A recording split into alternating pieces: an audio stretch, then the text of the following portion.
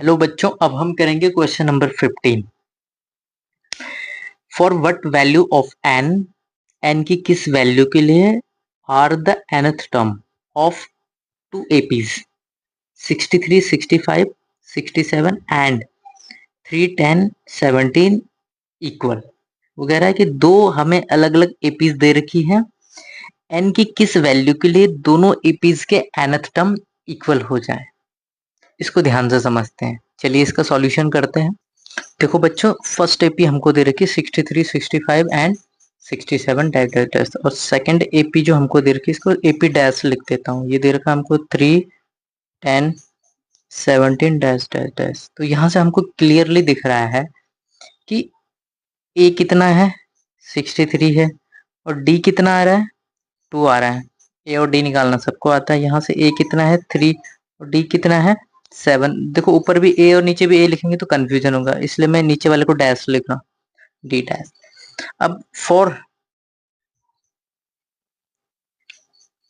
Value N, N की value के लिए, अब हमको नहीं पता, लेकिन वो कह रहा है कि एन की किस वैल्यू के लिए दोनों के एन टर्म इक्वल हो जाएं। तो मतलब एन की कोई एक वैल्यू होगी जहां पे दोनों टर्म, मान लीजिए एन बराबर 20 पे दोनों टर्म्स क्या हो रहे, बराबर हो रहे, तो हम क्या बोलेंगे 20वें टर्म के लिए दोनों वैल्यूज, दोनों एपीज के 20वें टर्म्स इक्वल होंगे। बट अभी पता ही नहीं है, तो हम ये मान लेंगे कि एन तो पता ही नहीं, तो मान लीजिए कि एन की कोई वैल्यू होगी, तो हम कहेंगे फॉर द वैल्यू एन के लिए उनके दोनों टर्म्स इक्वल होंगे। तो ए एन बराबर ए डैश एन इक्वल हो जाएंगे अगर हमें एन की वैल्यू पता है। अभी हमको पता ही नहीं है, तो हम ये मान लेंगे कि एन के लिए ही दोनों के nth टर्म इक्वल होंगे। तो इसका फॉर्मूला लगाए A plus N minus one into में डी, और A dash plus N minus one, और ये हो जाएगा डी डैश। बहुत सारे बच्चे कहेंगे सर एन डैश क्यों नहीं लगा। अरे एन इसलिए नहीं करा डैश, क्योंकि मान लीजिए दोनों का 16th टर्म इक्वल होता है, तो पहली वाली टर्म के लिए जो 16वां टर्म है और दूसरी वाली टर्म के लिए जो 16वां टर्म है, तो एन की वैल्यू तो दोनों के लिए सेम होगी। एपी कोई भी है, 15वां टर्म, इस एपी का भी 15वां टर्म है, तो उसके लिए एन की वैल्यू 15 होगी ना। दूसरी एपी का भी 15वां टर्म है, उसके लिए भी तो एन की वैल्यू 15 होगी। एन दोनों के लिए सेम हो सकता है, लेकिन एन के बाद जो रखेंगे वो जो टर्म है उसकी वैल्यू क्या होगी ये डिपेंड करेगा। तो उम्मीद है ज्यादा एक्सप्लेन ना करते हुए आपको ये चीजें समझ में आ रही है। यहाँ से हम इसको कैलकुलेट करते हैं। ये हो जाएगा 63 प्लस एन माइनस वन, और डी कितना है इसका डी है 2, ए डैश कितना है 3 प्लस एन माइनस वन, इसका डी कितना है, इसका डी है 7। इसको कैलकुलेट कर लेते हैं। ये 3 इधर आके क्या हो जाएगा, इसको इधर ट्रांसपोज कर देते हैं। देखो मैंने क्या करा, 63 को यहीं रखा, 3 को इधर ले आया।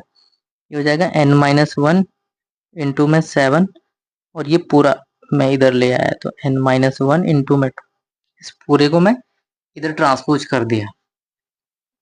चलिए तो इधर हो जाएगा 60, इसको सॉल्व कर लेता हूँ। तो 7n माइनस 7 और माइनस 2n प्लस 2, इसको सॉल्व कर लेते हैं। 60 इज इक्वल टू क्या हो जाएगा, ये हो जाएगा 5n माइनस 5, और ये इधर आएगा तो ये हो जाएगा 65। इस माइनस 5 को मैं इधर ले आया, इधर बचेगा 5n।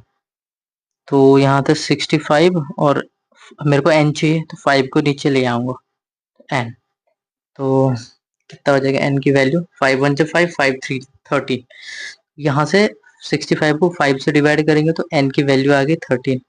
मतलब 13th टर्म दोनों एपीज के, अगर n, अब अगर हमको n की वैल्यू, अगर n की वैल्यू हमें 13 मिल गई, तो दोनों एपीज के 13th टर्म ना, n बराबर 13 के लिए दोनों एपीज के 13th टर्म इक्वल होंगे। n बराबर 13 के लिए दोनों के 13th टर्म इक्वल हो जाएंगे। तो आप चाहे तो उसको वेरीफाई कर सकते हैं, बट करने की जरूरत नहीं है। ठीक है, उम्मीद है आपको ये क्वेश्चन समझ में आ गया होगा और क्वेश्चन का सॉल्यूशन भी समझ में आ गया होगा। अब हम करेंगे question number 16। Determine the AP. हमको एपी फाइंड करनी है, और याद रखना जब भी आप एपी फाइंड करेंगे तो हम क्या करते हैं, 3 या 4 टर्म निकाल के आगे एपी को डैश डैश डैश करके, पूरी एपी निकालने की जरूरत नहीं है, हमें 3 से 4 टर्म निकालने। आप चाहे तो 3 टर्म्स निकाल के एपी को डैश डैश करके छोड़ दें, या 4 टर्म निकाल के छोड़ दें, ज्यादा टर्म्स निकालने की जरूरत नहीं क्योंकि टाइम वेस्ट होगा।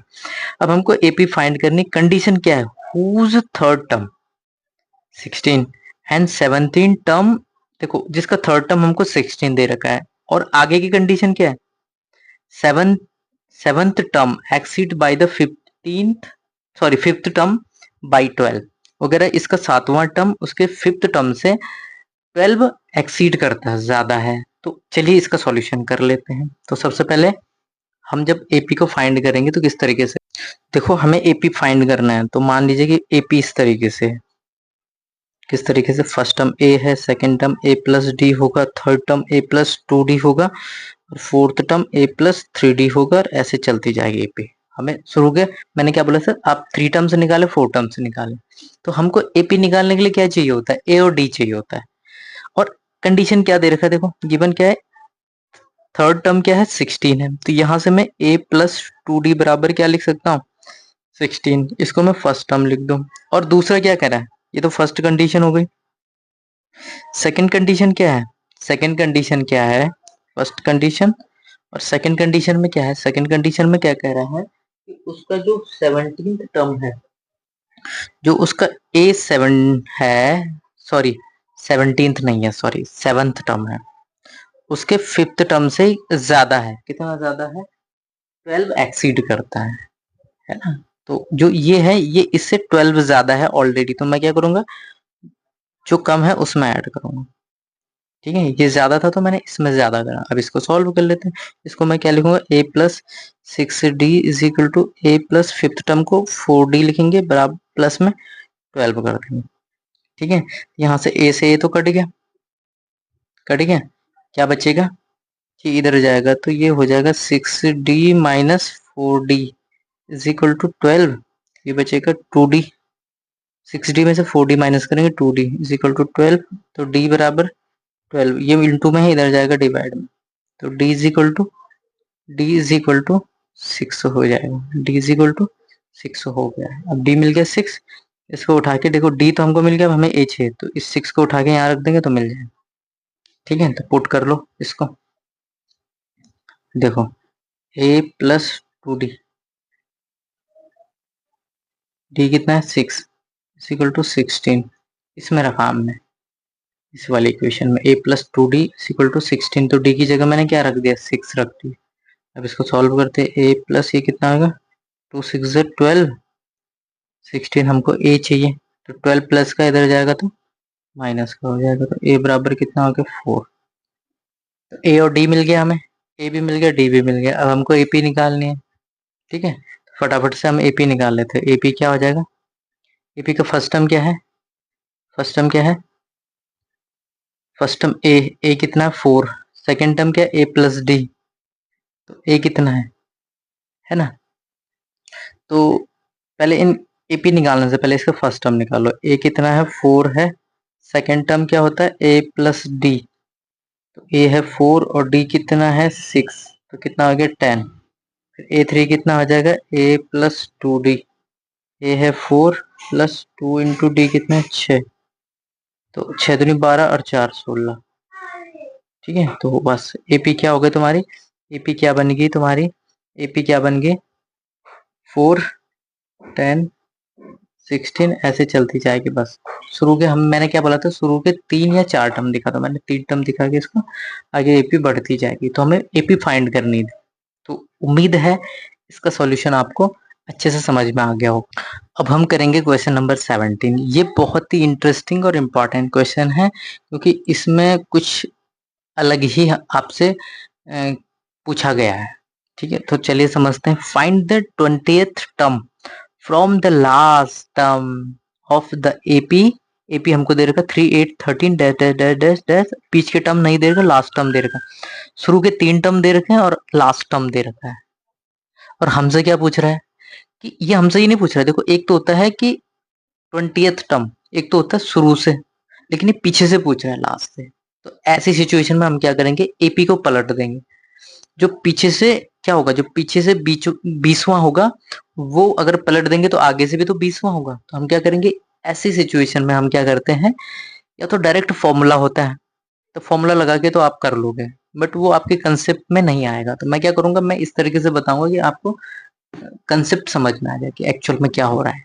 ठीक है, तो चलिए इसका सॉल्यूशन करते। तो 17 के सॉल्यूशन में हमको एपी तो हमको दे रखी है। एपी कितनी है? एपी है 3, 8, 13, बीच के टर्म नहीं है और लास्ट टर्म हमको दे रखा है 253, ये लास्ट टर्म दे रखा है।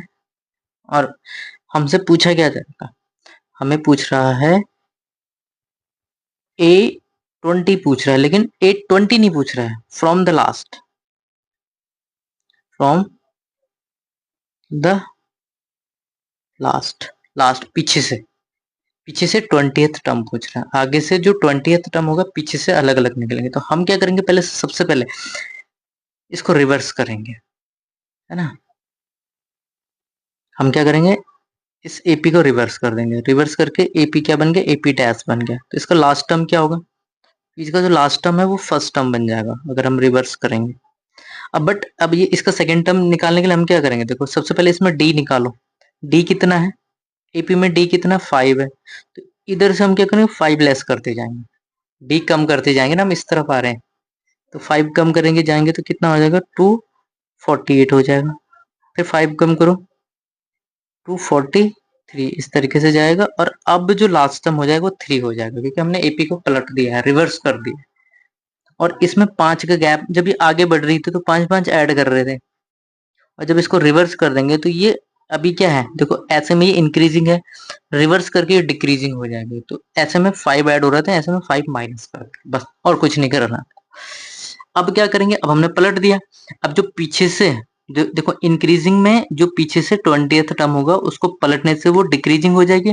अब जो आगे से होगा इधर से डिक्रीजिंग एपी का जो 20th टर्म होगा वो इंक्रीजिंग एपी का पीछे से 20th टर्म निकल जाएगा। और हमको यही निकालना था, फ्रॉम द लास्ट। अब देखो पहले एक बार इसको देख लेते हैं। ठीक है, एपी हमारी बिल्कुल ठीक बनी हुई है। यहाँ से हम क्या करेंगे, ए निकाल लो। अब ए डैश लिखना है क्योंकि ए हमने इसके लिए बोला है। अब हमने जो पलट दिया उसके लिए डैश का यूज करेंगे। ए डैश कितना है, 253। डी डैश कितना होगा, डी डैश हो जाएगा -5। इंक्रीजिंग में पॉजिटिव आता है, डिक्रीजिंग में अगर एक ही एपी है, वो पहले इंक्रीजिंग में तो उसको डिक्रीजिंग करेंगे, जो डी पॉजिटिव है वो नेगेटिव हो जाएगा। ठीक है, अब हमको क्या निकालना है, ए डैश 20 निकालना। ठीक है, ए डैश 20 क्या हो जाएगा, ए डैश प्लस 19 डी डैश। ठीक है, तो ए कितना हो गया, ए डैश कितना है, ए डैश है 253 और प्लस 19 इंटू में -5 हो जाएगा। कितना हो जाएगा, 253, 19 पंजे 95, 95 हो जाएगा। माइनस का प्लस माइनस इंटू माइनस, ये हो जाएगा आपका 13 -5 8, इधर कितना हो जाएगा 14, 14 माइनस 9 5 158, क्या हो जाएगा, है ना। हाँ, तो हमने क्या करा, हमें तो पीछे से 20वां टर्म निकालना था। हमने क्या करा, एपी को रिवर्स करा और आगे से 20वां निकाल दिया। अब ये जो रिवर्स का जो आगे से 20वां है वो इंक्रीजिंग एपी का पीछे से 20वां होगा। तो क्या लिखेंगे, क्या लिखेंगे, hence 158 is the 20th term from the last of increasing AP. जो स्टार्टिंग में हमको एपी दे रखी थी इसका, वो इसका पूछ रहा है। ये तो हमने अपनी आसानी के लिए इसको पलट दिया। ठीक है, तो चलिए इसका सॉल्यूशन भी आपको समझ में आया होगा, उम्मीद है आप लोग समझे होंगे। बच्चों अब हम पढ़ेंगे क्वेश्चन नंबर 18 और इसको भी समझ लेते हैं। इसमें भी हमको find the first 3 term of the AP. AP की 3 टर्म से निकालना, उसने एपी नहीं बोला। अब इसमें उसने सीधे बोला हमको कि 3 टर्म से निकालने तो हमको 3 निकालने पड़ेंगे। अगर वो कहता है कि एपी निकालो तो हम 3 या 4 टर्म निकाल के छोड़ देते। ठीक है, उसने ये नहीं बोला कि एपी निकालो, वो सिर्फ हमसे क्या कह रहा है कि एपी के 3 टर्म्स निकालने हैं। तो चलिए इसका सॉल्यूशन करते हैं। पहले क्वेश्चन को रीड कर लेते हैं अच्छे से। The sum of the 4th and 8th term of an AP is 24। जो फोर्थ टर्म है और एट्थ टर्म है, इन दोनों का सम है 24 and the sum of the sixth and 10th term is 44। बहुत सिंपल लैंग्वेज है, ठीक है। और हमको क्या करना है, शुरू के 3 टर्म्स निकालने हैं एपी के बस। तो चलिए इसका सॉल्यूशन देख लेते हैं। 18 का सॉल्यूशन क्या दे रखा है, देखो हमें एपी निकालना है, तो हम मान लेते हैं कि फर्स्ट टर्म हो गया ए, सेकेंड टर्म हो गया ए प्लस डी, और थर्ड टर्म हो गया हमारा ए प्लस 2d। तो हमने एपी को ही लेट कर दिया है ना। हाँ, तो ए हमारा फर्स्ट टर्म ए हो गया, कॉमन डिफरेंस डी हो गया। ध्यान दें, ठीक है। अकॉर्डिंग टू क्वेश्चन हमसे क्या कहा गया है, अकॉर्डिंग टू क्वेश्चन हमसे कहा गया है कि फोर्थ टर्म और जो एट्थ टर्म है, इन दोनों का सम कितना है, 24। आप चाहें तो लैंग्वेज लिख सकते हैं। और ये कितना हो गया, इसका जो सम हो गया इसको कर लेते हैं। तो इसको मैं लिख लेता हूँ a+3d, और इसको लिख दूंगा a+7d। क्या किया मैंने, फोर्थ टर्म को क्या लिखते हैं a+3d, और एट्थ टर्म को लिखते हैं a+7d। अब a और a को ऐड करेंगे तो क्या हो जाएगा, 2a और 7+3, 3d और 7d, तो ये हो जाएगा 10d इज इक्वल टू 24। अब यहाँ से इन दोनों में 2 कॉमन है, तो क्या होगा a+5d इज इक्वल टू 24, और इस 2 को मैं नीचे ले जाऊंगा तो a+5d is equal to 24 by में 2, क्या हो जाएगा finally a+5d is equal to 12। ये बन गई इक्वेशन फर्स्ट कंडीशन। अब सेकंड कंडीशन क्या है, ध्यान से सुनो। सिक्स्थ और एट्थ टर्म का सम कितना है, 44 है। तो चलिए इसको भी कर लेते हैं। a sixth plus a tenth is equal to 44। ये हमको दे रखा सिक्स्थ और टेंथ का टर्म, इसको भी कर लेते हैं। तो a+5d और a+9d इक्वल टू 44। अब लाइक टर्म को ऐड कर लेंगे, a+a कितना आ जाएगा, 2a 9 5 14 d is equal to 44। और ये हो जाएगा 2a प्लस, मैंने 2 दोनों से कॉमन ले लिया, क्या बचेगा 44। यहाँ से बचेगा a+7d इज इक्वल टू 22। मैंने क्या करा, देखो 2 को नीचे ले गए, 44/2 कर दिया, वहां से डिवाइड करा तो ये आ गई इक्वेशन 2। अब इन दोनों को सॉल्व करेंगे, ए और डी निकल जाएगा। इन दोनों को सॉल्व करने से ए और डी मिल जाएगा। और किसी भी एपी को निकालने के लिए हमें ए और डी चाहिए। तो चलिए अब इसको a+5d इज इक्वल टू 12, मैंने इक्वेशन फर्स्ट को इसके नीचे रख दिया। इन दोनों को एलिमिनेशन मेथड से कर रहा हूं मैं। एलिमिनेशन मेथड आपको चैप्टर नंबर 3 में आना चाहिए, यहाँ डिस्कस करूंगा तो वीडियो लंबा हो जाएगा। ये कितना आ जाएगा 10, तो d इज इक्वल टू कितना आ गया 10/2, 10/2, तो d कितना आ गया, d इज इक्वल टू आ जाएगा 5, d इज इक्वल टू आ गया 5। अब a निकालना है, दोनों इक्वेशन में से किसी में भी रख दो। मैं छोटी वाली इक्वेशन में रखूंगा, ये फर्स्ट वाली में, ठीक है। तो a+5d इज इक्वल टू 12। अब a मेरे को निकालना है, 5d कितना है, 5 इज इक्वल टू 12। तो a+5 5 जो 25, 12, तो a इज इक्वल टू 12 अपनी जगह है। हमें a चाहिए तो इस 25 को हटाना पड़ेगा, जो कि उस साइड प्लस में, इधर जाएगा माइनस, तो a is equal to minus का 13, ठीक है, माइनस का 13। और d कितना आ गया, प्लस का 5। अब इन दोनों को इस एपी को निकालने के लिए रख लेते हैं। चलिए हमको निकालना है एपी। तो एपी में फर्स्ट टर्म है हमारा a, सेकेंड टर्म है a+d, और a+2d थर्ड टर्म है। हमें 3 ही निकालना है, उसने बोला है क्वेश्चन में। तो a कितना हो गया, a तो हो गया हमारा -13। अब हमें निकालना second term a+d, second term. तो a